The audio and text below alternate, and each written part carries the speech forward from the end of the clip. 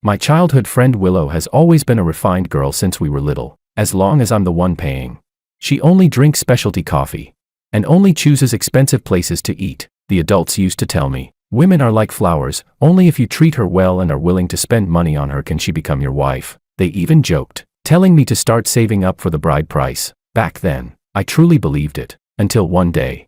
I checked the moments of her so-called best male friend, Makoto. In the video, Willow was doing that big pendulum dance in a restaurant. Caption, LOL, didn't bring enough money for hot pot. So we just had Willow dance a bit for the boss to attract customers. And also, our little rich girl Willow lost to me at billiards again. I'll gladly take the limited edition sneakers. Seeing that, I thought, didn't she always say that spending money on men brings bad luck for life? So, when she messaged me saying, I saw a necklace, it's so pretty. Fell in love with it at first sight. I didn't hesitate for even a second. I blocked and deleted her immediately. Later, during Chinese New Year, both families had a dinner together. At the table, people joked with me again. George, have you saved enough bride price to marry Willow? My mom was grinning from ear to ear. She said, no need to save any more. George's girlfriend is coming over tomorrow. Willow's expression changed instantly. She frowned and said, what girlfriend? Why don't I know about this? Chapter 1. Hubby, kiss me a little longer, please. Anna's voice was hazy, her gaze lingering and soft, almost melting. I said, that's about enough, isn't it? We've been kissing for quite a while. She pouted. What do you mean, enough? I won't get to see you during winter break. In the mirror, the woman sank into the sofa, the Bulgari necklace on her neck refracting scattered glimmers like broken starlight. Her arms were wrapped around my neck. Fabric brushed softly, blending with the intimate sounds of lips and breath entwined. In public, she carried herself like an aloof, untouchable ice queen. But when she was with me, she became so passionate it was almost overwhelming. A loud, explosive ringtone suddenly broke the atmosphere. Anna let out a soft hum, but didn't stop kissing. I gently patted her back. Only then did she slowly loosen her hold on my arm. She straightened my collar and said, go ahead and take it. I glanced at the caller ID on the screen. It was Willow, my childhood friend. Chapter 2. I walked out onto the balcony. As soon as I picked up, her voice came through immediately. George, you've got some nerve. Huh? If I don't reach out first, you just won't contact me at all, and you're even giving me the silent treatment now. Her tone carried accusation. I frowned slightly. What do you need? She sounded annoyed. What do you mean, what do I need? Winter break's almost here. Don't tell me you forgot to book my train ticket. Remember, I want a 2-seat row by the window. Don't mess up and get a 3-seat one again. Got it? A male voice came from her side. Willow, are you arguing or trying to make up? You sound like a ticking bomb. Do you even know how to act cute? Ever heard of a soft, sweet tone? Do I seriously have to coach you on this? Him again. Makoto, Willow's so-called best male friend. Also the very reason Willow and I ended up in a cold war not long ago. Willow snorted. Mind your own business. I don't need you teaching me. I lifted my gaze toward the glass door. Inside, Anna sat at the tea table. Her slender fingers held a teacup, and the curling steam softened the space between her brows. She had already returned to that elegant, composed, almost untouchable demeanor she showed in front of others. From the phone, George, are you still there? I won't be going back with you, I said. Someone's giving me a ride. I didn't want to explain too much to Willow. If I did, she'd just keep pressing me with endless questions. Such a waste of time. It was annoying. She replied. Who would be kind enough to give you a ride? Don't tell me their name is train driver. Willow chuckled at her own joke. Speechless, I said. My girlfriend. She cut me off. Stop being stubborn. If you don't book it soon, you won't get tickets later, and then you'll regret it. Then she added, we'll meet at the East Gate the day after tomorrow. I've got a lot of luggage, so come early. Before I could respond, she hung up. I went back inside. Anna handed me a cup of pu'er tea, her tone cool and calm. Finished? Yeah. I took a sip. The tea was slightly sweet, spreading across my tongue, washing away my irritation from earlier. She asked, that call just now, was that the childhood friend you mentioned? I had told Anna about Willow before. I'd also told her how close our families were, and how we'd even been arranged into a childhood betrothal. I scratched my head. Yeah, that's her. She narrowed her eyes and leaned closer, her fingertip lightly pressing against my chest. Her voice turned low and alluring. You talked for 5 minutes. What could possibly take that long?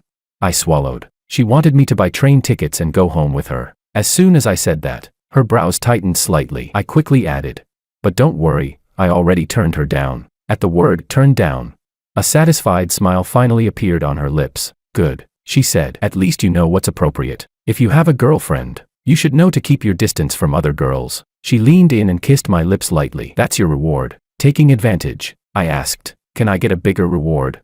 She smiled faintly. The next second, she swung herself onto my lap, her fingers moving unhurriedly as she began unbuttoning my shirt one button at a time. Moments later, Anna lifted her gaze. Her breath brushed against my skin, warm, teasing, impossible to ignore. My body reacted instantly. Anna leaned softly against me, her breathing growing slightly uneven. Chapter 3. Back at the dorm. In my hands was the late-night snack Anna had made for me. My roommate shouted, "George is back."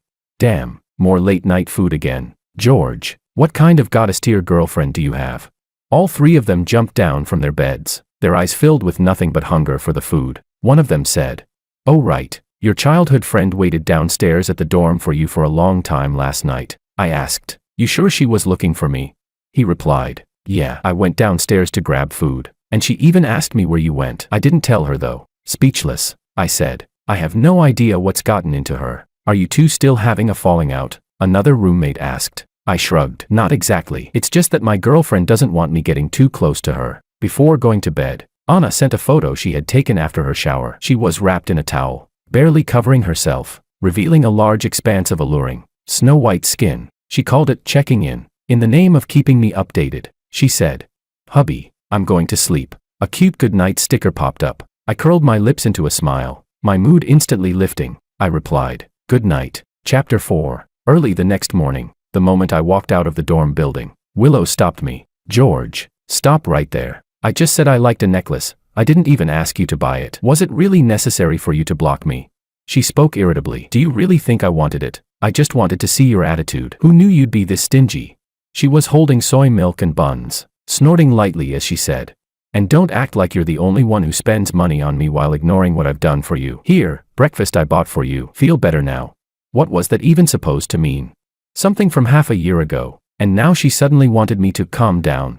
And I was the one who didn't see her effort. Sure, it wasn't like she'd never bought me anything: cheap cups, toothbrushes worth a few dollars, a mousepad under 10, and now these half-hearted buns and soy milk. I said flatly, "What am I supposed to be mad about? I'm not angry. You can keep the breakfast, I've already eaten." Just then, someone came out of the boys' dorm. It was Makoto, Willow's best friend. The moment he saw Willow, his eyes lit up. He grinned and said, "Well, look at you being so filial today, bringing breakfast for your dad." "Huh?"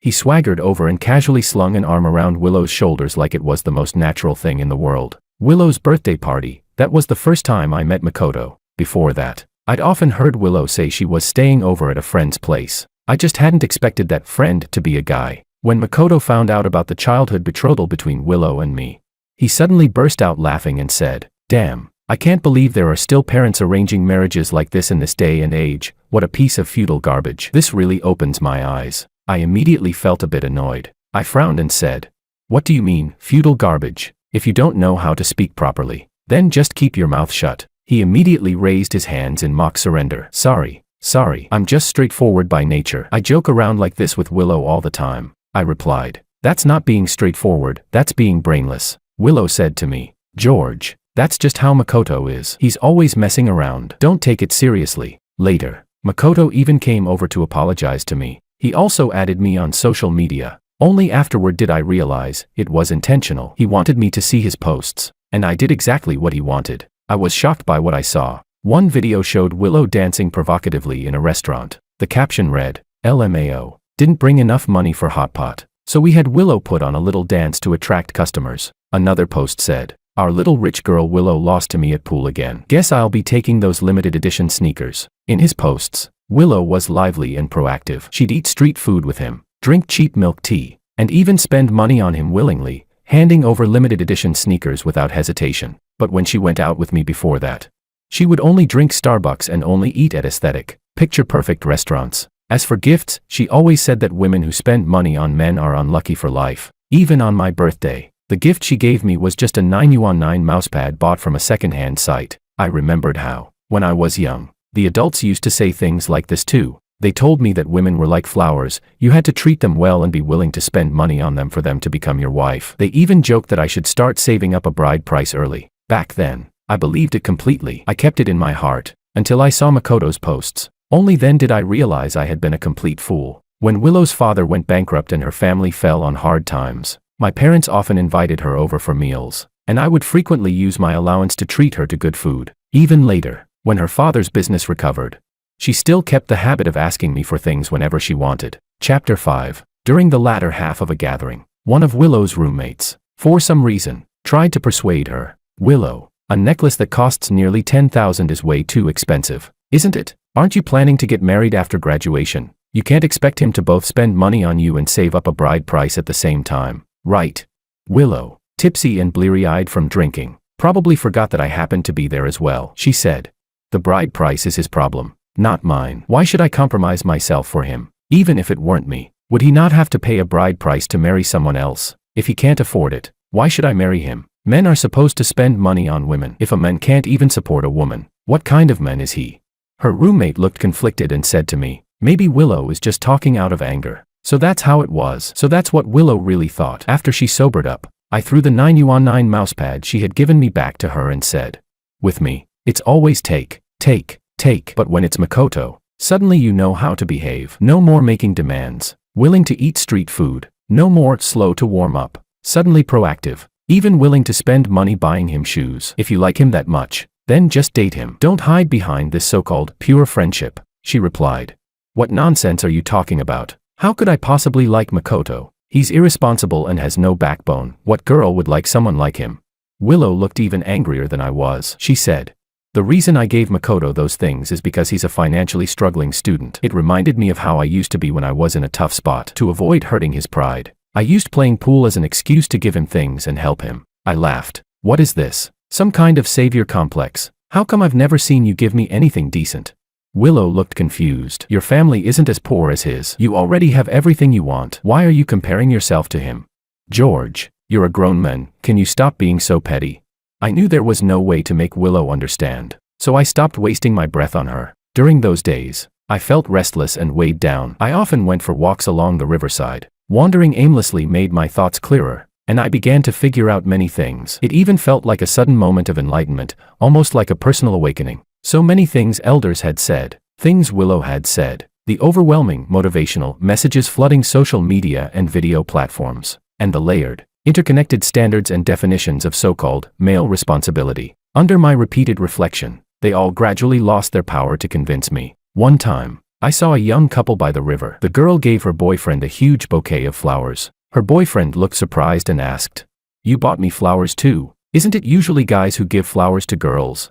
But the girl replied, "You like me, so you give me flowers. I like you, so I want to give you flowers too." Giving flowers is about liking someone, not because you owe me anything. I froze for a moment, standing by the bridge, staring at the river as I reflected on life. That was when Anna appeared. She grabbed my arm and pulled me back, urgently trying to persuade me not to do anything reckless. I was speechless. She thought I was about to jump. Later on, I found out she was also a student at C University, and that's how everything that followed began. Chapter 6. Coming back to my senses, I found myself standing downstairs outside the dorm. Willow was pulling Makoto's arm off her shoulder. "Let go. I'm talking about something serious," she said. Makoto acted as if he had just noticed me and exclaimed, "Oh, here to beg for a reconciliation. Want me to give you some tips?"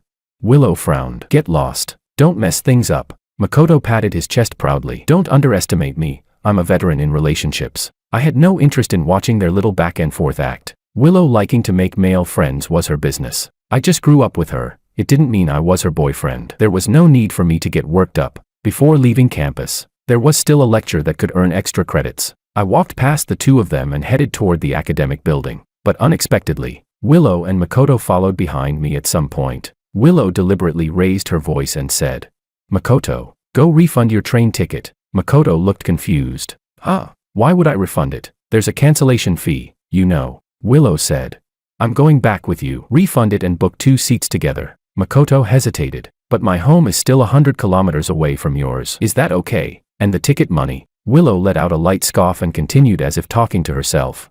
"I originally planned to go back with someone, but who knew he'd be so ungrateful? Compared to him, I'd much rather go back with my friend. Of course, if someone changes his mind and apologizes, maybe I'll reconsider." I silently quickened my pace. To be honest, ever since I started dating someone like Anna, a mature and composed woman, Willow seemed increasingly childish in comparison. During my lowest days, Anna told me that someone like me, ranked first in my major for 3 consecutive years and already guaranteed a postgraduate spot, was already outstanding. Someone like Willow simply wasn't worth it. I guess I wasn't thinking straight back then. What on earth was I into?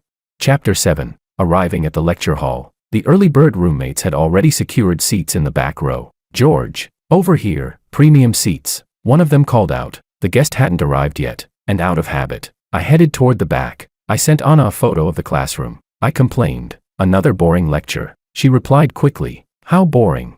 I sent a yawning emoji. "So boring I'm getting sleepy. Might fall asleep," she said. "Then I'll come find you at school." I instantly perked up. "Really? You don't have work today?" she replied. "Then look up." I lifted my head. There she was, dressed in a white silk blouse and a black skirt, her features cool and distant. It was Anna. The entire classroom noticed her almost instantly and erupted into excitement. Students shouted, "Whoa, Anna Senior. It's actually Anna Senior." Anna was 3 years ahead of me and also an alumna of C University. During her time at school, she had already formed a team, and the apps they developed went viral across the internet. Students at C University all called her a goddess. My roommate nudged my arm. "Look, your girlfriend, the late-night snack goddess of dorm 425 is here." I had been sitting in the last row, but immediately ran to the front. Grinning foolishly, I stared at Anna, while she secretly gave me a little wink. My mood soared, until Willow's voice suddenly sounded beside my ear. She let out a cold snort and said, "So you still know to come sit next to me, huh?" Chapter 8. I turned my head. Willow was sitting right behind me. I looked at her, confused. "You're overthinking it. I'm here to see my goddess, Anna." Willow's smile stiffened slightly. She said, "Goddess?" She looked toward the stage, rolled her eyes, and said, "Stay in your lane, men." "She's obviously my goddess. Since when did she become yours?" I didn't bother responding. I moved to an even closer row. Anna's lecture was both professional and engaging, and on top of that, her face was so stunning it was almost unreal. I even secretly recorded a bit of it. After the lecture, there was a Q&A session. As expected, aside from professional questions, someone asked, "Anna Senior, it's almost New Year, can I introduce you to a boyfriend?"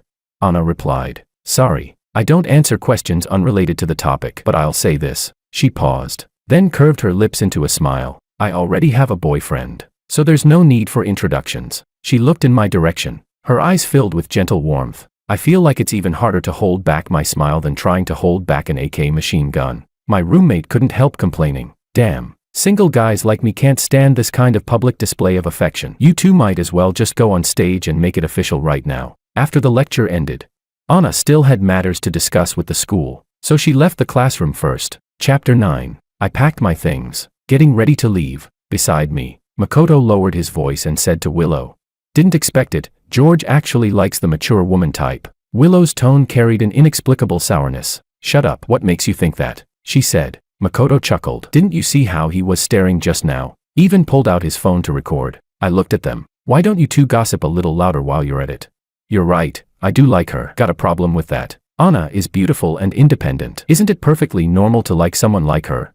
Willow bit her lower lip tightly, the jealousy in her tone becoming even more obvious. "But she already has a boyfriend." "Stop thinking about it," she said, frowning. "And don't forget, we still have a childhood betrothal." "What?" I said, pretending to be surprised. "People still believe in this kind of feudal nonsense, marriages arranged by parents and matchmakers."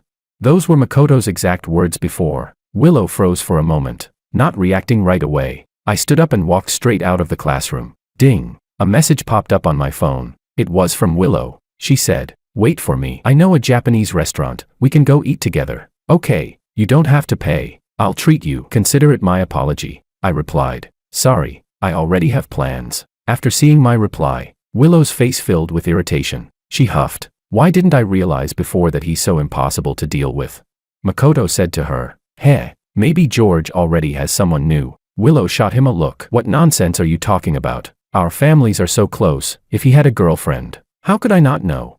Besides, we have a childhood betrothal. He's supposed to be responsible for me. If he dares to mess around and then abandon me." Makoto clicked his tongue and cut her off. "Yeah, right," Willow said irritably. "Come with me later to pick out a nicer keyboard, something over 100. I'll give it to him for New Year." Makoto smirked. "Oh wow, now you regret it. Trying to win him back with some self-righteous, 'Look how much I've done' move." Willow snapped. "George was right. If you don't know how to talk, then just shut up." Chapter 10. Not long after leaving the academic building, I received a message from Anna. "Hubby, let's have a meal together after I'm done." I replied, "Sure, let's meet at 12. After getting into the car, there was unmistakable joy in Anna's eyes. I asked, "What do you want for dinner?" She said, "Let's try Peruvian food. I just saw a restaurant online, are you interested?" She showed me the video she had found. I smiled. "Sounds good, let's give it a try." Since I had only recently gotten my driver's license, halfway through the drive, things started to feel off. Looking at the barren surroundings, I finally realized, wait, where did the navigation take me? Why am I in the outskirts? This was way too awkward. I glanced at Anna sheepishly. Seeing my strange expression, Anna looked around cautiously. "Why did you stop here?" It turns out, when people feel awkward, they really do pretend to be busy. Noticing she seemed a bit uncomfortable in the passenger seat, I quickly adjusted her seat backward and reclined it slightly. Just as I leaned in to fasten her seatbelt, Anna's body trembled slightly. She asked, "What are you doing?" Biting her lip, she said, "No, even though I'm your girlfriend, I'm not that kind of casual woman. How could you do something like that in the car?" When we had just started dating, Anna had indeed been reserved and shy. She would even blush from just a kiss, until one day, she accidentally saw my browsing history, which turned out to be quite wild. Just as I was about to explain, she didn't get angry or question me. Instead, she took off her glasses. Those eyes of hers, usually gentle, became direct, almost burning. She said, "Hubby, you should have told me earlier you liked this kind of thing." The next day, she wore a sheer white mesh dress and got stuck against the washing machine. From top to bottom, I didn't leave a single inch untouched. Her breathless sounds still seemed to echo in my ears. She had said, "No, we can't. How could we do this here?" Thinking back on that, I suddenly understood everything. Chapter 11. After returning to my hometown, my mom and I were picking blueberries in the yard she had planted. She told me to bring some over for Willow's parents. I walked into Willow's house and placed a basket of blueberries on the coffee table in their living room. Just as I turned to leave, I ran into Willow coming downstairs. She picked up a blueberry and popped it into her mouth. Then suddenly, in an affected, cutesy voice, she said, "So sweet, darling, feed me." I had no idea where she learned that tone from. It made my skin crawl. I said, Stop acting weird." Just then, someone else came down from the second floor. It was her friend, Makoto. Wearing loose pajamas and looking half asleep, he said, "Willow, I'm hungry. Hurry up and get me some breakfast." Willow pursed her lips and explained, "The train was delayed last night. By the time we arrived, it was already past midnight. Makoto's home is still over 80 kilometers away, so I let him stay here for the night." Makoto yawned and added, Yeah, we're just pure friends. Slept under the same blanket and just chatted. Brother-in-law, don't mind us." I replied, "Willow and I are just neighbors. Don't call me brother-in-law. Who slept under the same blanket with you?" "Stop talking nonsense," Willow said, pretending to kick him. "Didn't you sleep in the guest room?" Makoto laughed. "I was just trying to lighten the mood." I picked up the basket of blueberries and walked out. Makoto nudged Willow. "Why are you just standing there? If you don't chase after him now, you're really heading for a bad ending." Those blueberries weren't even for Willow. My mom had asked me to bring them over for Willow's parents to try. I didn't know Willow had already come back last night. If I had known, I wouldn't have come at all. Chapter 12. Back in my bedroom, I started a video call with Anna. The woman wore a pair of cool silver-rimmed glasses on her elegant, straight nose, giving off a full-on sophisticated, mature vibe. I took a photo of the blueberries and sent it to her. I said, "Does someone want some? These are homegrown blueberries from my place." She replied, "I do, but wait. It's only been a few days since you left, and now I've become someone." I rubbed my forehead. "Your focus is really something else, wifey." Anna let out a soft laugh. "Then I'll come to your house for New Year and eat them." Sure. I suddenly paused. "Wait, you're coming to my house?" She asked, "Is that okay?" Her expression turned serious. She said, "I miss you, and I'd also like to meet your parents." I asked, "Isn't that a bit too soon?" She replied, "Not at all. The sooner the better. After the new year, you'll be graduating soon anyway. Even an ugly daughter-in-law has to meet her in-laws eventually." I couldn't help but laugh. "Ugly? You're a beautiful wife." After the call ended, my mom saw the smile lingering on my face and immediately guessed what was going on. "You little brat, you're dating someone, aren't you?" she said. There was nothing to hide. So since she asked, I told her everything about Anna, and also about Willow and Makoto. My mom got so angry she slapped her thigh. She frowned and said, "I really misjudged Willow. If I had known she had such poor boundaries with other men, I wouldn't have given her such big red envelopes every year." Then she asked about Anna, her expression carrying a hint of concern, until I pulled out my trump card, a photo of me and Anna together. My mom's eyes lit up. This girl is really pretty. She and my son look perfect together. Chapter 13. After the new year. Once all the family visits were done, both Willow's family and mine gathered together as usual. During the meal, Willow suddenly picked up a few pieces of braised beef and placed them into my bowl. I froze for half a second. Willow's mother teased from the side. "Oh my, you're not even married yet and you already know how to take care of him." But my mom immediately picked up the beef and put it back into Willow's bowl, still smiling warmly as she said, "Willow, George doesn't eat beef. You can have it yourself." Willow opened her mouth as if to speak, but stopped. At that moment, someone brought up the topic of bride price. One of Willow's relatives joked with me. "George, you've been saving money for so many years. Have you saved up the 300,000 bride price to marry Willow yet?" As soon as he finished speaking, Willow looked at me. It was obvious she wanted to know how much I had saved. I was just about to say that I had recently bought a new car that cost exactly 300,000.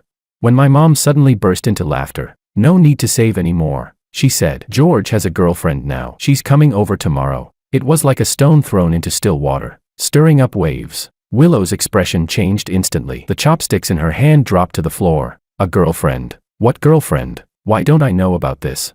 The other elders also looked surprised. Then my mom dropped another bomb. "Hey Willow, didn't you also bring your boyfriend home the other day? The one with green hair and earrings?" She was clearly referring to Makoto. Willow's parents' expressions turned a little awkward. Her mother quickly smiled and said, "Oh, that was probably just a friend." Willow's face flushed slightly as she explained. "He's my best friend." "Auntie, please don't misunderstand." My mom raised an eyebrow and said, "Oh, your best friend, a male best friend, and he even stayed over at your house for a night. That's quite close. I guess I'm getting old. I really don't understand you young people anymore." The elders present had decades more life experience. They could more or less guess what was going on. By mutual understanding, no one brought up the childhood betrothal between Willow and me again. Especially Willow's father. He looked so angry it seemed like he might slap her at any moment. The other elders also began to lecture Willow, telling her to maintain proper boundaries between men and women and not to blur those lines by calling men good friends. Willow grew increasingly impatient under the scolding. Avoiding her father's gaze, she said irritably, "Instead of just criticizing me, shouldn't you all be more concerned about what kind of girlfriend George has?" My mom replied, "You should know her, Anna." George said she also graduated from C University. The moment the name Anna was mentioned, Willow visibly relaxed, disbelief written all over her face. She let out a cold laugh and said, "Auntie, do you know what kind of person Anna is at our school?" My mom grinned. "Of course, a goddess-level figure." Willow chuckled. "Exactly. So how could someone like Anna possibly be George's girlfriend?" Chapter 14. In the afternoon. After the gathering ended and the elders all went off to do their own things, Willow pulled me aside to a quiet corner. Her tone carried a hint of teasing as she said, "George, what you said at lunch about having a girlfriend, that was a lie, right?" I shrugged casually. "I really do have a girlfriend." I smiled and continued, "Why would I lie to you? Or rather, what would I gain from lying to you?" Willow acted as if she hadn't heard me and went on talking to herself. "Whatever. I don't know why you'd lie and say Anna Sr. is your girlfriend, but that's not important. What I want to ask is, what New Year gift did you prepare for me this year? I'll give you a hint. This time I also prepared something for you. Not some cheap 9 mousepad from discount sites." I was speechless. At this point, was she seriously still expecting me to buy her that necklace? I waved my hands repeatedly. No, no, no, don't get me anything. I wouldn't be able to accept it. You should give it to your best friend instead. And by the way, I have no plans to give you anything either. She pouted. "I already told you, helping Makoto was just because I wanted to help the version of myself back then. He's a financially struggling student in our class. I just wanted to help him without hurting his pride." I stared at her silently for a few seconds. Then I started clapping. "Oh wow, you're so kind, so noble. Honestly, they should move the Buddha statues out of the mountains and let you sit there instead." Willow sighed. "Don't be so sarcastic. I'm serious. If you really can't stand him, I can cut him off." I said expressionlessly. "That's your business. You don't need my opinion." She said, "Anyway, just come to my house first. I'll give you your New Year gift." "I'll pass," I replied. She snorted. "It's really not something cheap this time." I picked it carefully. Without giving me a choice, she grabbed my arm, trying to pull me toward her house. If this had been a few years ago, I might have been excited just because she was giving me something. But now, there was only one thought in my mind. This is so annoying. Just then, the low hum of a car engine approached. A pink Maserati pulled up in front of my house. My eyes lit up instantly. That was Anna's car. Taking advantage of Willow being momentarily stunned, I pulled my arm free from her grip. She asked, "Who's that?" I said, "My girlfriend's here." Chapter 15. I quickly opened the courtyard gate. "George." Anna smiled at me. She was wearing a cream-colored cashmere coat, carrying the LV bag I had given her. Her eyes were gentle, her long hair flowing, and the moment she saw me, she threw herself into my arms. That scene right in front of us was a massive shock to Willow. She stood frozen, staring blankly, even rubbing her eyes. Anna Senior, she's really your girlfriend. How is that possible?" I was both surprised and delighted. "Didn't you say you'd come tomorrow?" she said. "I wanted to see you sooner, so I came early." My parents also came out to greet her. It was their first time meeting their future daughter-in-law, and they were so nervous they kept rubbing their hands awkwardly. "Oh my, Miss Anna, you're here." Anna smiled warmly. "Hello, Uncle and Auntie. I'm George's girlfriend, Anna Sue. You can just call me Nana." Willow was completely left out to the side, not even given a chance to speak. Right after that, Anna asked me to help carry the gifts from her car. There were cosmetics and skincare products for my mom, and tea and supplements for my dad. The trunk was packed full. Even my usually thick-skinned dad felt embarrassed. He said, "Nana, you're being too generous. You're just coming over to visit. Why bring so many things?" Anna smiled gently. "It's not much, just a small token of appreciation." I held her hand and led her into the living room. Out of the corner of my eye, I caught sight of Willow standing there in a daze. Her face had turned pale, but no one paid her any attention. That evening, our family went out to eat at a restaurant. At the dinner table, Anna carried herself with elegance and composure, speaking and acting with perfect poise. She even got along extremely well with my mom. After the meal, my mom kept holding her hand, chatting endlessly. My dad couldn't take it anymore and said, "Hey, old lady, let's head home. Let the young couple go out on their own." Only then did my mom realize, letting go of her hand. Right, son. Take Nana out for a walk. There's a flower market up ahead. You two should go take a look." Chapter 16. Anna's hotel was only about a kilometer away from my home. Since we couldn't act too openly at my house, we went to the hotel together. The moment we stepped inside, Anna slipped off her coat and wrapped herself around me. The gentle, composed woman from earlier shed all her restraint. Her kiss was passionate, and I held the back of her head, deepening it, beginning to take control, pressing forward without holding back. She had just eaten candied hawthorn, and even the kiss carried that sweet and sour taste, completely addictive. Between breaths, she asked, "After not seeing each other for so long, did you miss me?"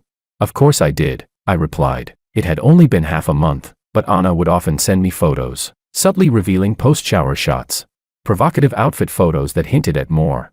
Her perfect waist-to-hip ratio, and yet she carried that cold, distant beauty. No one would imagine that beneath that face was such a captivating, alluring side. After I stopped liking Willow, I realized there had never been any rain outside at all. I said, "Come here, let me check on you properly." Moments later, her eyes were slightly reddened at the corners, and her fair skin was marked with faint, intimate traces. "Yes, all my doing. How could you say you missed someone with just words? You had to prove it with actions." Chapter 17. Early the next morning, I accompanied Anna to walk around the town. It seemed to be her first time in a place like this. She looked around curiously, asking questions about everything. I patiently introduced my hometown to her, and whenever my throat grew dry from talking, she would hand me a drink at just the right moment. As we walked, Anna suddenly stopped. "What's wrong?" I asked, following her gaze. I turned my head. Willow was actually right behind us, trailing at an unhurried pace. Seeing that we had noticed her, she stepped out slowly from the shadows. I frowned. "Willow, why are you following us?"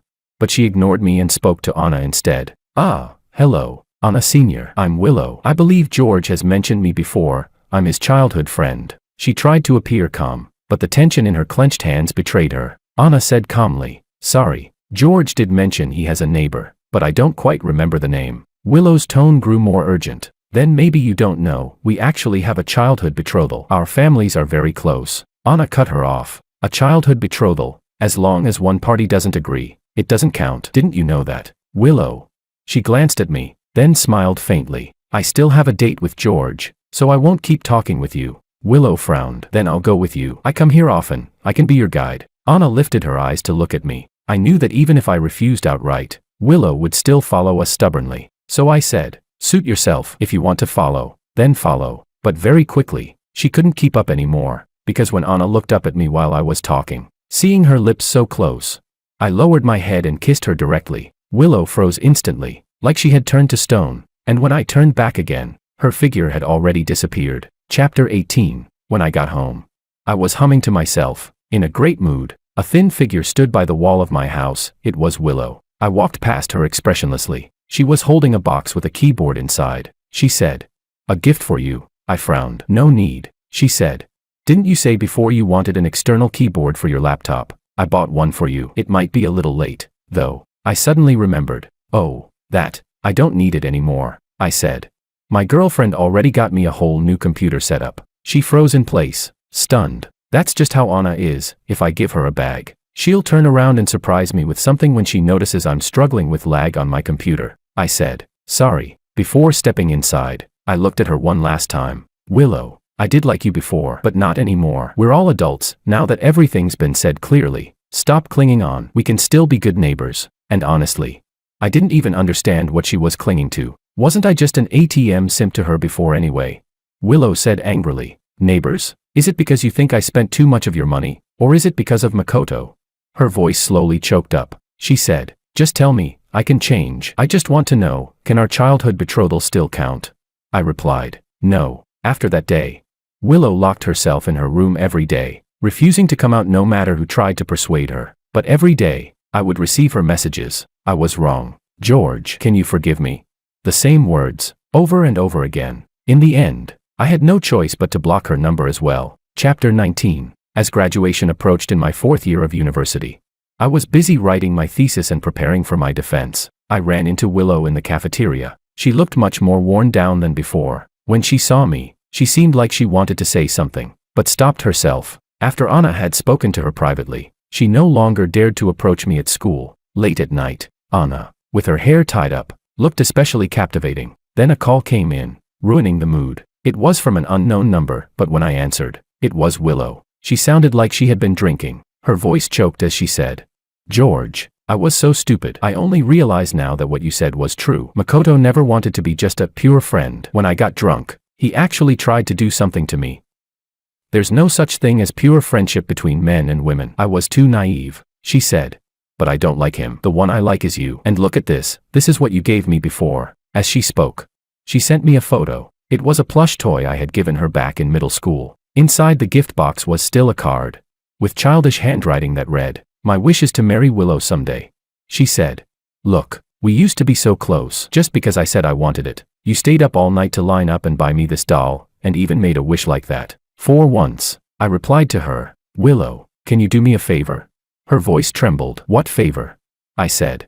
"Help me cross out the name Willow and change it to Anna." "Thanks." Willow fell silent. After that, on graduation day, someone in the crowd noticed that Anna had also come to the ceremony. She looked stunning, her makeup refined, her expression cool yet carrying a hint of warmth. The crowd instantly became lively. A girl asked her, Senior, are you here to give a speech at our graduation ceremony?" "No," she said. Then she pointed at me, standing there in my graduation gown and waving at her. She smiled lightly. "That's my boyfriend. I'm here to give him flowers."